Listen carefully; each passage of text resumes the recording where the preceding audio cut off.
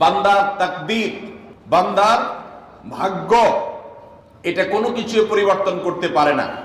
অন্য এক হাদিসে আসছে আল্লাহ যা ফয়সালা করেন সেটা আর পরিবর্তন করেন না। তবে এই হাদিস থেকে একটা এক্সেপশন পাওয়া যায়, সেটা হলো যদি কেউ আল্লাহ তাআলার কাছে কায়মন বাক্যে দোয়া করতে পারে, দোয়ার হক আদায় করে যদি দোয়া করতে পারে, তাহলে এই দোয়া আল্লাহ রাব্বুল আলামিনের তাকদীরকে পর্যন্ত তার জন্য পরিবর্তন করে দেওয়া হয় দোয়ার মাধ্যমে। আল্লাহ তাআলা আমাদেরকে সবাইকে সেভাবে দোয়া করার তৌফিক দান করুন। আমরা চেষ্টা করব তো ইনশাআল্লাহ। তাহলে তৃতীয় আমল আমরা পেয়ে গেলাম, সেটা হলো দোয়া। আল্লাহ তাআলার কাছে যদি কেউ চোখের পানি ফেলে দোয়া করে, আল্লাহ আপনি আমার নসিবে যদি খারাপ কিছু লেখাও থাকে সেটা থেকে আপনি আমাকে উদ্ধার করেন।